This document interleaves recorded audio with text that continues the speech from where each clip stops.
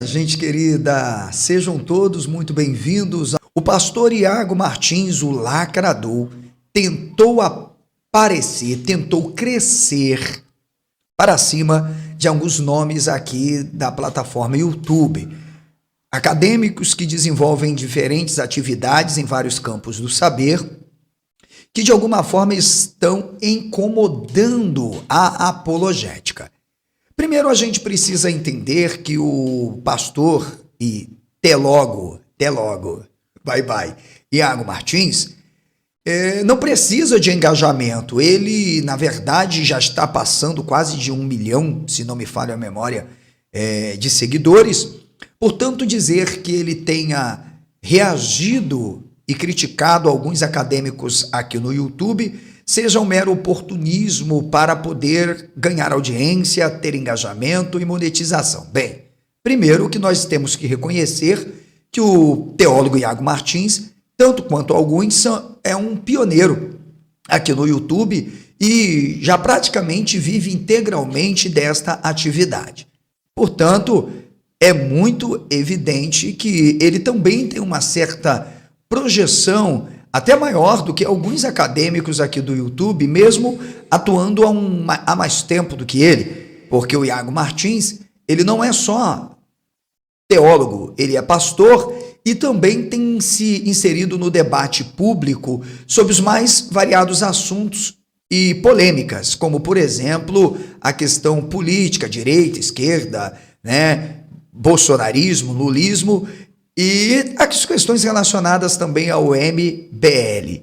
E aí, diante desta postura do Iago Martins, que na verdade só tem, vou dizer assim sinceramente, agravado cada vez mais a sua imagem, nós vamos destacar aqui um comentário, uma análise que foi feita pelo professor Ronaldo, do canal Analisando as Escrituras. Fala pessoal, tudo bem? O Iago Martins, ele fez um tipo de vídeo, sei lá, não sei se é vídeo, se é live, mas aonde ele está reagindo a alguns comentários do Fábio Sabino sobre a Bíblia. Só que as reações do Iago Martins não foram nada técnicas. Ele não apresentou um argumento, uma prova concreta, nada. Foi só na falácia do falar sem apresentar provas. Então o que acontece, pessoal? Eu não queria falar muito desse assunto, porque eu já falei disso um tempo atrás, isso vai ficando uma coisa meio exaustiva, cansativa. Mas o fato é, a gente não tem nenhuma evidência sequer que tenha havido um Jesus da Bíblia.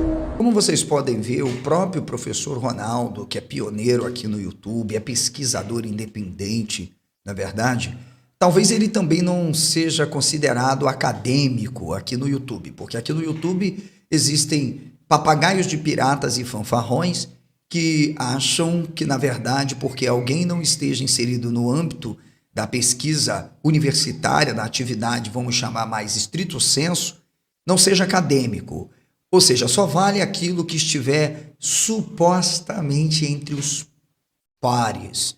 Mas veja, professor Ronaldo é um respeitadíssimo acadêmico aqui do YouTube, você pode até não gostar, talvez, do conteúdo diversificado dele ou do jeito dele falar, como muitos não gostam, mas dizer que ele não seja um camarada altamente preparado, um pesquisador que se preocupa em levar um conteúdo de forma muito honesta, você não pode.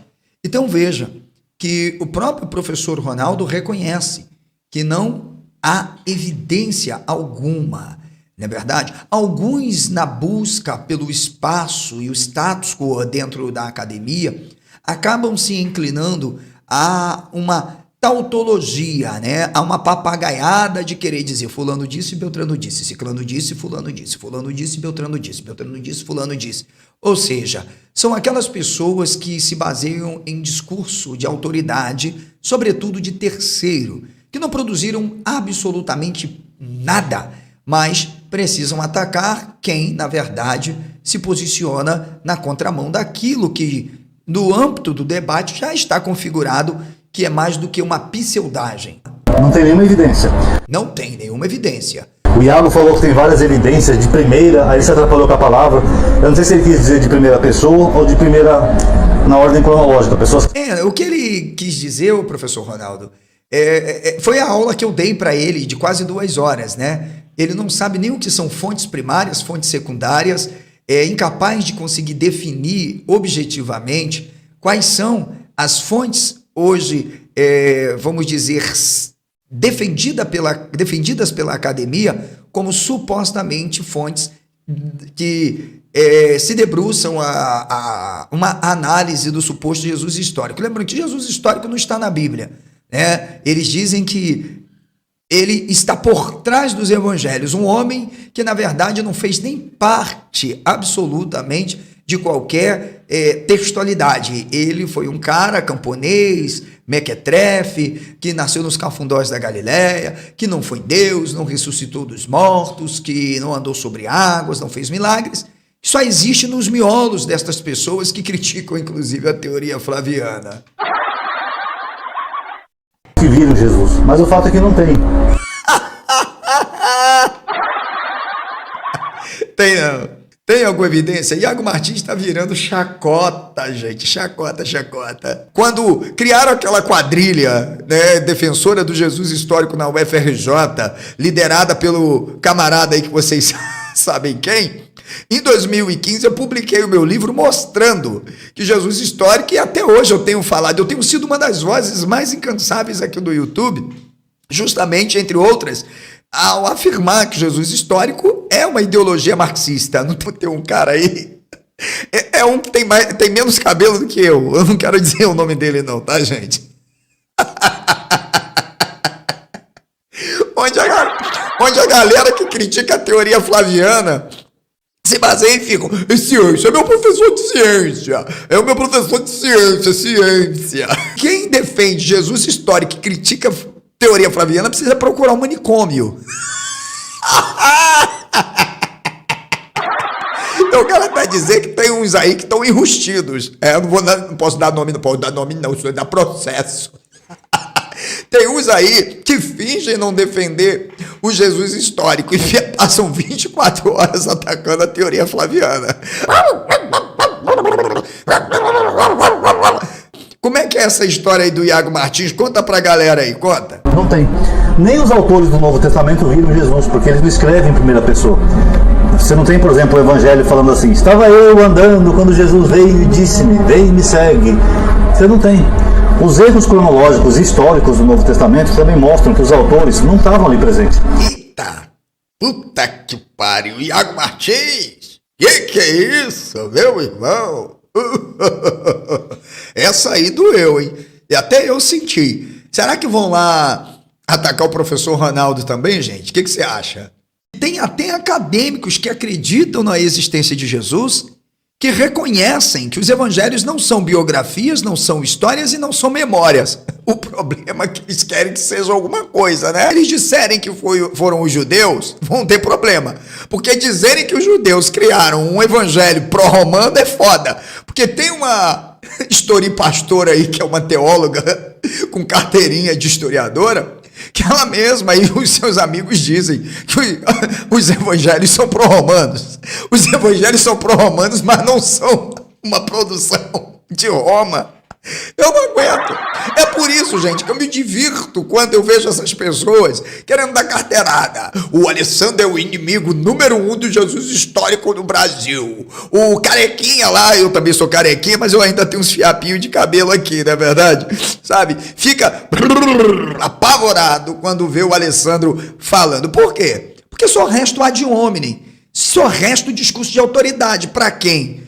Veja, introduzir uma disciplina nas ciências humanas e sociais foi aliciando pessoas dentro das universidades, dos núcleos acadêmicos, foi formando, né? Montando banca com amigos que têm afinidades temáticas, alunos, e pronto. E se diz o expert do Jesus histórico no Brasil. Porra nenhuma. Isso é que essa merda quer introduzir nas escolas também. Então já imaginou teu filho aprendendo Jesus histórico na escola? Quem aí vai aceitar isso? Comenta aí, você é pai. Teu filho aprendendo Jesus histórico nas escolas, né? Você já não basta nas universidades. Seus filhos irão aprender que o Jesus histórico era um camponês revolucionário, que primeiro ele foi passando por algumas interpretações até o século XIX. Ele começou primeiro como um filósofo cínico, depois foi se transformando num essênio revoltado, depois um zelota retardado, depois passou a ser um sicário meio tonto, e até que ele foi se tornando um Che Guevara, um Bin Laden e coisa do tipo. Que ele não era Deus, ele não morreu, não ressuscitou, ele não andou sobre águas, não curou leproso, muito menos transformou água em vinho. O teu filho vai aprender que ele nada mais era do que, tipo, pensando em termos de categorias, sem anacronismo, um Marx, um Engels, sabe, que na verdade tentavam uma revolução ali no século XIX e precisavam de alguém liderando um grupo de revolucionários. Então, o Jesus histórico, eu estou tentando me segurar para não rir, gente, me desculpem, porque me mandaram um print e o cara tá virando piada de mau gosto. Aliás, por falar em piada de mau gosto, o John Dominic Crossan, que é o padrinho, é o pioneiro do Jesus histórico, com o camarada aí que quando ouve falar meu nome, ele se caga todo.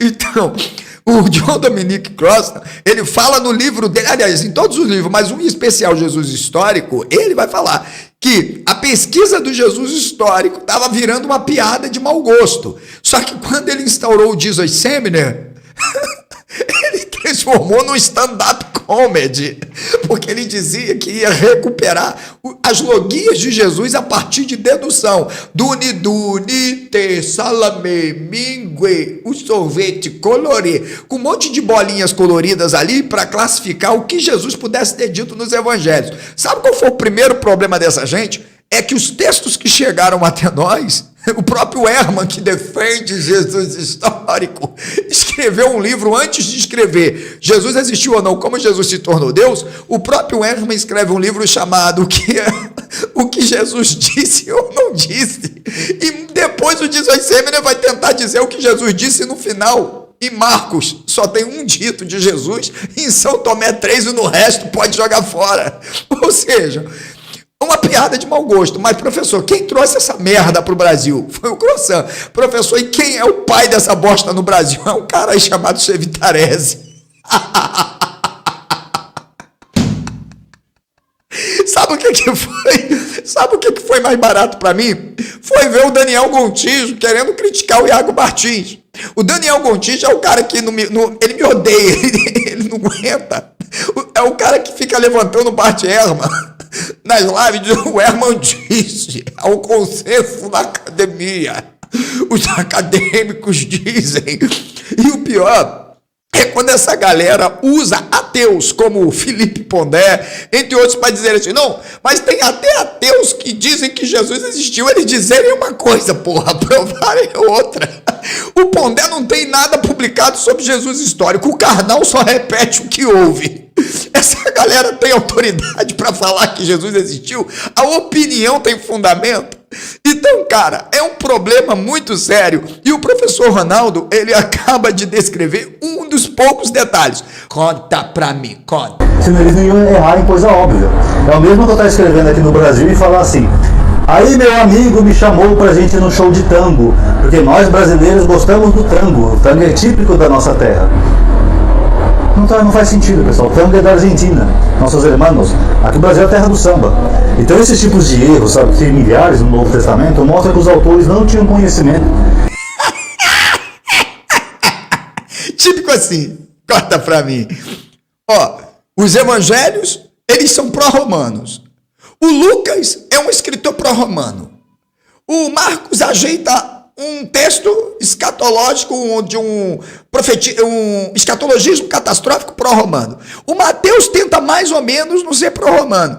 No final, os evangelhos são pró-romanos, mas não foram um projeto da corte romana, da dinastia Flaviana.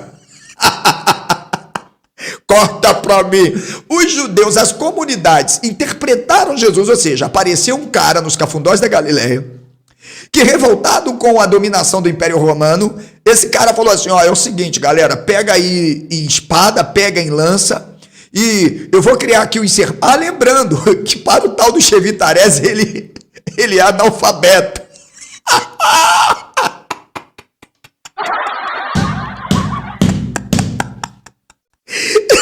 Ele é um analfabeto. Era um monolíngue, eles só falavam um idioma. Numa região totalmente tomada, desde o Mediterrâneo até a Alta e Baixa Galileia, onde a língua grega tinha sido disseminada cotidianamente, de forma comum, onde era importante, em qualquer bodega de esquina, você falar o grego. O grego você aprendia dando uma cagada. Aqui na roça, a gente, quando tá meio apertado, né? Morar no interior é bom por isso, que você vai pro meio da roça. Você vai pro meio da roça, não tem banheiro, é cana de um lado, tomate do outro, pimentão do outro. A minha mulher fica brava comigo, que quando eu tô indo com ela pra roça, e o negócio aperta, eu falo, moço, segura aqui que eu vou entrar. Eu vou entrar no mato aí para soltar um barrão. Ela diz, cuidado com a jararaca. Então o grego era mais ou menos isso. O grego, qualquer criança soltando pipa, jogando boleba, sabe, brincando de skate, aprendia. O grego era algo falado diferente, inclusive, do próprio aramaico e do hebraico, que era uma língua da sinagoga. Veja, era mais fácil o povo falar grego, mas é o cara aí que está sendo enaltecido. Veja, presta atenção, era mais fácil aprender o grego do que o hebraico e o aramaico, porque era uma língua da sinagoga, era uma língua dos sacerdotes, era uma língua das elites, vamos chamar rabínicas. Já o grego não, o grego era uma língua falada em qualquer cafundó ali, o cara aprendia, mas para o tal do Chevitarese, Jesus era um monolíngue, falava língua. Ou seja, o fato do primeiro século ter sido marcado, e é evidente como as civilizações antigas, eu não estou aqui querendo ser extremo, tá? Realmente marcado como 95%, tá? Das pessoas ágrafas que não sabiam escrever ou mesmo ler. Aprenda uma coisa, escrever e ler não tem nada a ver com falar. Isso é uma prova cabal. É possível uma pessoa falar vários idiomas, inclusive, sem aprender a ler e escrever. Então, para que tá feio.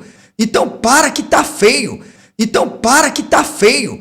Nos períodos antigos, a língua era aprendida ouvindo, porque a língua era popular, ainda mais o grego, gente. Então, é um absurdo, mas eu tenho que levar carteirada, eu tenho que ser chamado de terraplanista, tenho que ser... Por que esse cidadão corre do debate comigo? Fujão, fica aí desafiando pessoas, dizendo, não ficam 2 minutos comigo no debate, mas foge, porra. Aí qual é a narrativa que o cara usa? Não, eu tenho que publicar um artigo. Mas peraí, se tem que publicar um artigo, por que o camarada vem gravar um vídeo e diz, eles não aguentam 2 minutos num debate comigo? Aí eu fiz um convite pro cara, educado e respeitoso, dizendo, marca o dia e o horário, se quiser até na UFRJ. Mas sabe por que não vai marcar?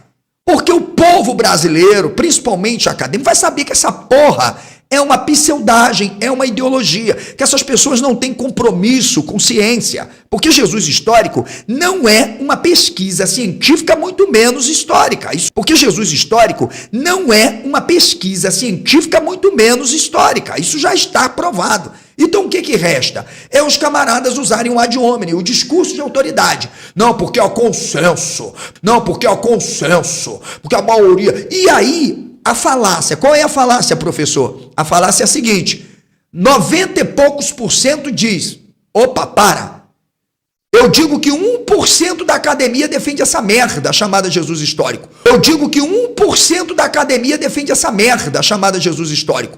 1%, 99% acredita na existência de Jesus, tal como os textos dizem. O gráfico histórico da época, então eles não viram Jesus, nenhum deles.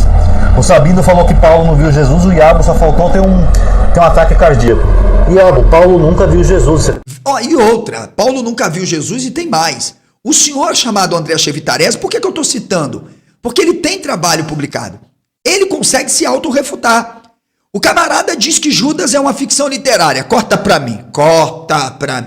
Ele diz que Judas é uma ficção literária. Ele diz que José de Arimateia também. Que os que inventaram a alegoria da crucificação estavam com os pés sobre Roma. Obrigado, Chevita. Depois ele vai dizer que Paulo, que o aluno dele chamado Daniel Brasil não concorda com Coríntios 15, diz que Paulo lembrou dos atos de Jesus na Santa Ceia. Só que tem um problema. Ali tem uma expressão interessante. Na noite que ele foi traído, tomou o pão e tendo dado graça. Peraí. Na noite que ele foi traído, sabe o que esse camarada chamado André Chevitarese tem coragem de dizer? Que traído ali quer dizer entregue. Mas eu vou admitir que possa ser entregue. Mas se foi entregue por quem? Olha agora o pepino. Responda, Chevita. Olha o pepino. Foi entregue por quem? Bem, não foi pelos romanos. Se foi entregue por alguém. Por quem? Pelos judeus. Mas se foi entregue pelos judeus, foi entregue por um motivo. Qual? Porque ele, na verdade, não era um revolucionário. Do ponto de vista da narrativa, é o contrário. Ele era um subserviente a Roma que mandava pagar imposto. Tomou, Chevita? Tô te aguardando pro debate. Dia e horário. Escolhe o canal ou mesmo a universidade. Não. Teologia básica. Qualquer teólogo sério sabe que Paulo, ele não menciona o nascimento virginal. Ele chega a dizer até que Jesus nasceu nele, carnalmente, de José e Maria. Ele fala em Romanos capítulo 1. Ele não menciona a entrada em Jerusalém, a derrubada dos cambistas do templo, os milagres, as curas, nada. Então Paulo não conheceu Jesus. Segundo a academia, os teólogos, a única coisa que Paulo cita da vida terrena de Jesus é a ceia, que ele fala lá em Coríntios, da ceia, que ele aprendeu com o Senhor. Mas como que Paulo aprendeu com o Senhor se ele não estava na Santa Ceia? É verdade. Lembrando, professor Ronaldo, parabéns, aplauso para a sua pessoa, é que o termo empregado por Paulo aparece duas vezes de maneira totalmente dicotômica. A primeira é quando ele diz que recebeu. Essa palavra receber ali refere-se receber da tradição. Ou seja, aqui se refuta a múltipla atestação. Aqui se refuta simultaneamente o quê? A independência das fontes literárias. E, portanto, o que se tem é só teologia. Essa galera faz teologia e sai com título de historiadores. É por isso que esse senhor André Chevitarese, ele confessou publicamente, eu guardo esse vídeo como um trunfo, nem os meus pares dizem que eu faço história, e sim teologia. E eu quero te perguntar, como que pode teologia ser admitida como ciência e por uma afirmação de que Jesus tem existido? O Jesus histórico já parte de um arquétipo definido imaginário. Veja, mesmo não sendo concreto e imaginário já é errado. Por quê? Porque a base fundamental de uma metodologia da história é não a priorismo. Ou seja, ante o desconhecido não se pode afirmação a priori. Mas a pesquisa do Jesus histórico parte de um arquétipo definido, imaginário.